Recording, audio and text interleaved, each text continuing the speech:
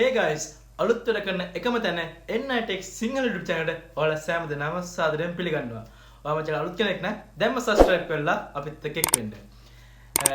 ඊට පොඩි voice cut එකකුත් එක්ක වීඩියෝ එකක් දැම්මා මේ සතියේ අලුත් වීඩියෝ එකකුත් අලුත් විදිහ නිර්මාණකුත් එක්ක මම අරන් එනවා කියලා මම පොඩි gift එකකුත් දෙනවා කියලා මම ඒ වීඩියෝ එකේ කියනවා. ඒත් තාම කවුරුත් ඒ gift එක දිනාගත්තේ නැහැ. දැන් නම් දන්නව ඇති මොකද්ද මේ නිර්මාණය කියනවා. පේනවා මගේ මටත් වඩා දිග පළලෙන් ලොකු VIP බාරයක් තියෙනවා. මේ කලර්ස් තුනක් තියෙනවා මම හදලා තියෙනවා. මේක තමයි මම කියපු ඔයාලගේ නිර්මාණය. මේකේ මම හදලා තියෙන්නේ සෙන්ටිමීටර් 130ක් කියන දිග ප්‍රමාණයක්. මේක සාමාන්‍ය අඩි 4ක් 5ක් වගේ දිග ප්‍රමාණයක් ලොකු VIP බාර එකක්. මේක මම අරන් තියෙන බල්බ් 530ක් අරන් තියෙනවා. 530කින් බල්බ් එකතු කරලා තමයි මේ ඔයාලට පේන VIP බාර එක හදලා තියෙන්නේ. මේක තමයි මම ඔයාලට කියපු YouTube එකේ දැකලා නැති ලොකු VIP බාර එක. අනික කලර්ස් දෙකකින් මේක තියෙන්නේ. ඒක තමයි විශේෂත්වය වෙන්නේ. එහෙනම් යන්න බලමු කොහොමද මේ අඩි 4ක් 5ක් දිග VIP බාර එක හදන්නේ කියලා. යාළුවනේ අපේ සෙන්ටිමීටර් 130ක් දිග VIP බාර එක හදන්න අද මගේ සගය එකතු වෙනවා. හැමදේටම දුකට සැපට දෙකටම ඉන්නවා. එහෙනම් යාළුවනේ සගයත් එක්ක අපි යන් අපේ VIP බාර එක. යාළුවනේ අපේ VIP බාර එක හදන්න අපිට අද අවශ්‍ය වෙනවා කේසින් බාර එකක්. විවිධ කේසින් බාර තියෙනවා. අපිට සාමාන්‍ය අපේ VIP ලයිට් එක හදන්න අඟල් දෙකේ කේසින් බාරක් තමයි අපිට අවශ්‍ය වෙන්නේ. මේ විදිහේ විවිධ කේසින් බාර තියෙනවා. අපි අඟල් දෙකේ කේසින් බාර තමයි මේ අපේ VIP ලයිට් එක හදන්න යොදාගන්නේ. යාළුවනේ ඔයාලට පේනවා මම මේ VIP බාර එකේ VIP බාර එකට ගත්ත කේසින් එක මම මේ විදිහේ මාක් කරනවා. මේ මම මාක් කරන්නේ සෙන්ටිමීටර් තමයි මම මේ විදිහට මුලින්ම ඉඩිටික් ගහගන්නේ. ඊට පස්සේ යාළුවනේ මේකේ මම දිග සෙන්ටිමීටර් 138ක් 140ක දිග ප්‍රමාණයක් මම මේක ගන්නවා. ඒ වගේම ඒ දිග ප්‍රමාණය තමයි මම මේ විදිහට සෙන්ටිමීටරේ මාක් කරගන්නේ. ඊට පස්සේ යාළුවනේ මේකේ අපි සිදුරු විතර ගන්න. ඔයාලට පේනවා මේකේ මම ආයේ පල්ලෙහාට නෙමෙයි දිගටත් ඉදි ගහලා තියෙනවා.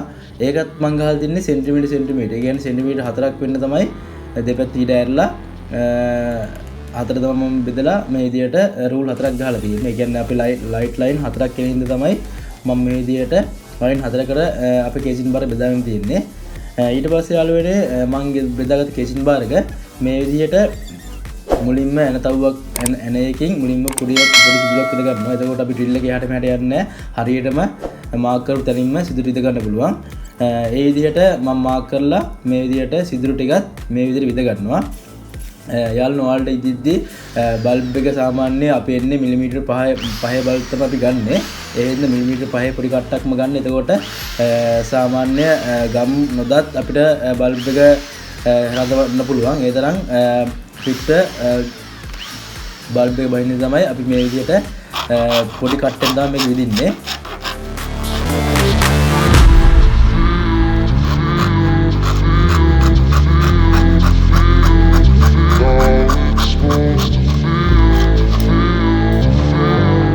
යාළුවනේ ඔයාලට පේනවා මේ අපි ගත්ත කේසින් බාර එක සිදුරු දෙකකට කේසින් බාර එක මම මේ විදිහට වැලි කඩ දාලා අතුරිනවා.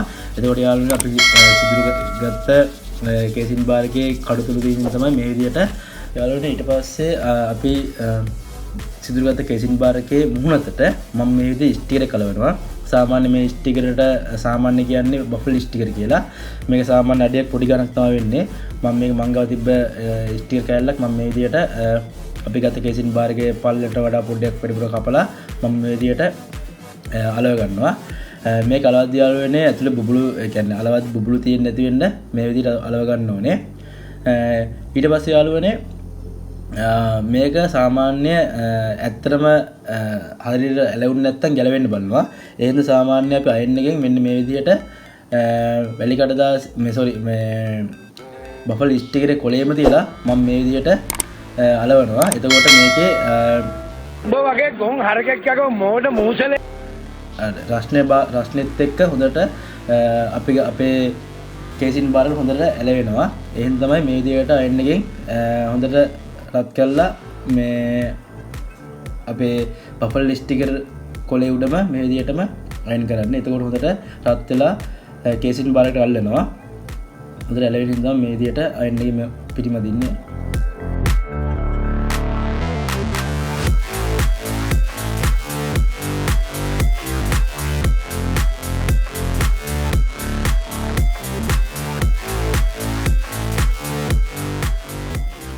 ඊට පස්සේ යාළුවනේ අපි අලෝගත් ස්ටිකර් සිදුරු ඔක්කොම වැහෙනවා බෆල් ස්ටිකර් එලවට පස්සේ ඊට පස්සේ මම පේපර් කටර් එකෙන් මේ විදිහට අපි සිදුරු ගත්ත ඩ්‍රිල් එකෙන් කේසින් බාර් එකේ සිදුරු ගත්තා. ඒ ඩ්‍රිල් මේ විදිහට පොඩි පේපර් කටර් එකෙන් මේ විදිහට සිදුරු ඉදිරියට ගන්න පුළුවන්. ඊට පස්සේ යාළුවනේ ඔයාලට පේනවා මේ විදිහට සිදුරු ඔක්කොම මම පේපර් කටර් එකෙන් මේ සිදුරු ගත්තා. සිදුරු 500 ගණක් තියෙන බල්බ් ඔක්කොම ඔයාලට පේන ඒත් සමහරව කඩතොළු තියෙන මම ඔක්කොම එව්වා හොඳට ෆිනිෂින් කරලා ලෙව කරනවා.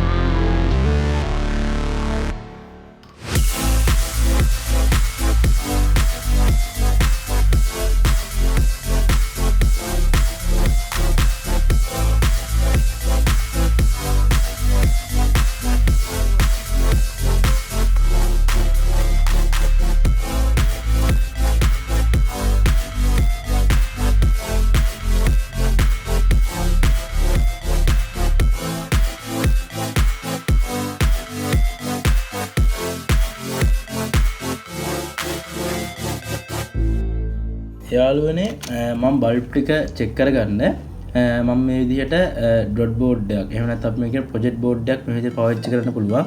නැත්නම් ඔයාලට වෙන විකල්පයක් මොකක් හරි තියෙනවා වෙන විකල්ප විදිහට වැඩ කරන්න පුළුවන්.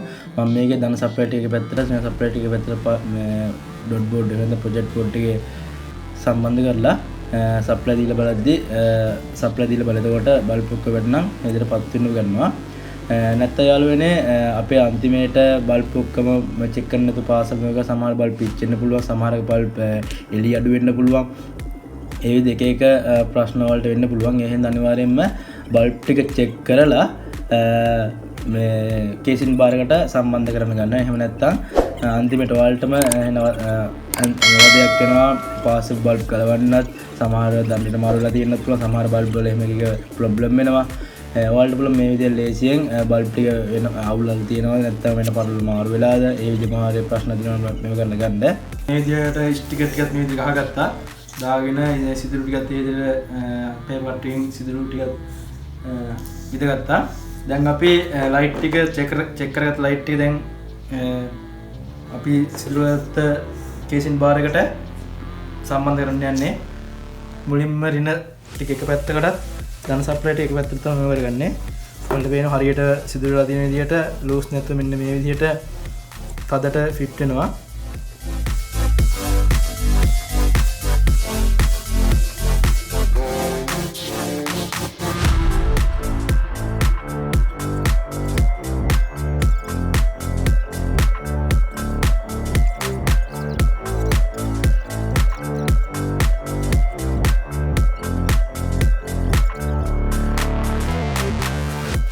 යාළුවනේ ඊට පස්සේ අපි සිලිකන් ගම් එහෙම නැත්නම් අපි මේකට කියන ග්ලූ ගන් සමහර කට්ටිය සිලිකන් ගන් කියනවා සමහර ග්ලූ ගන් කියනවා. ග්ලූ ගන් වලින් අපි බල්බ් එක දාලා ඊට උඩින් ගම් ටිකක් දාලා මේ විදිහට අලව ගන්න පුළුවන්. එතකොට තවත් බල්බ් එක කේසින් එකට හොඳට ශක්තිමත්ව අල්ලන. ඒතකොට එහාට මෙහාට පොඩ්ඩක් ලූස් වුණත් ගැලවෙන්න බලන්නේ නැහැ. එහෙනම් අනිවාර්යයෙන්ම ඔය කට්ටියත් මේ බල්බ් එක හිර කරාට පස්සේ අනිවාර්යෙන් ගම් ටිකක් දාන්න. එතකොට බල්බ් එකේ හැරෙම ලූස් කනෙක්ෂන් වෙන්නේ ලූස් වෙන්නේ. එතකොට එහාට මෙහාට හැරෙන්න බලන්න ගම් වෙනට පස්සේ ලස්සනට ඒ පිළිවෙලට ඒ විදිහටම තියෙනවා.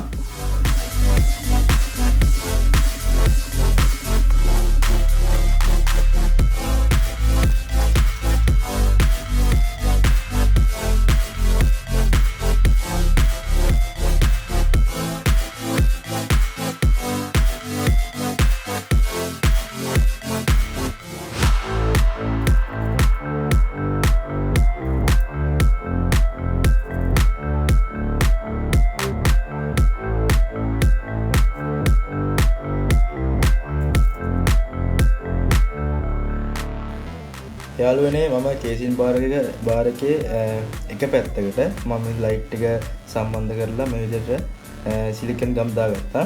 ඊට පස්සේ මම යාළුවා ආයේ මල්ටිමීටරයෙන් බල්බ් චෙක් කරනවා දාන්න හරියද ආයේ මාරු වෙලා වෙනස්කම් තියනවාද. අපි මුලින්මත් ප්‍රොජෙක්ට් බෝඩ් එකේ ආධාරයෙන් බල්බ් එක චෙක් කළා. ඊට පස්සේ මම ආයෙත් මේ විදිහට මල්ටිමීටර ආධාරයෙන් මේ විදිහට බල්බ් එක චෙක් කරගන්නවා.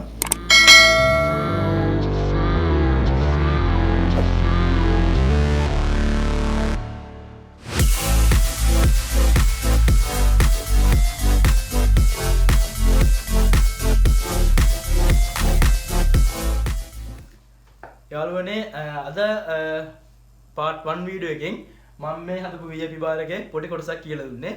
අද අපි කියලා දුන්නේ ගත්ත කේසින් බාර් එකේ සිදුර සයිස් එක සිදුර කොච්චර විද ගන්න ඕනද ඒකේ සෙන්ටිමීටර් කීයෙන් විද ගන්න ඕනේ විස්තර ටික අපි ඊළඟ part 2 වීඩියෝ එක කතා කරන්නේ බල්බ් ටික කොහොමද සම්බන්ධ කරගන්න විදිය. ඒ කියන්නේ බල්බ් පැරලල් කරගන්නවා සීරියස් කරගන්න මේ විස්තර ටික.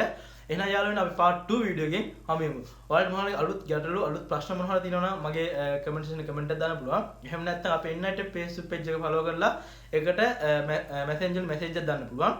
යාළුවෝ ඔයාලගේ අලුත් අදහස් අලුත් නිර්මාණ තියෙනවා නම් මේ වගේ අලුත් දේවල් තියෙනවා නම් අනිවාර්යයෙන්ම මගේ කමෙන්ට් සෙක්ෂන් එකේ කමෙන්ට් එකක් දාන්න. එහෙම නැත්නම් මගේ Facebook page එකකින් messenger වලින් message එකක් දාන්න. එහෙනම් යාළුවෝ අපි part 2 වීඩියෝ එකෙන් හමුවෙමු. ඔය කට්ටිය මගේ channel subscribe කරලා නැත්නම් දැන්ම subscribe කරන්න. සුබ දවසක්.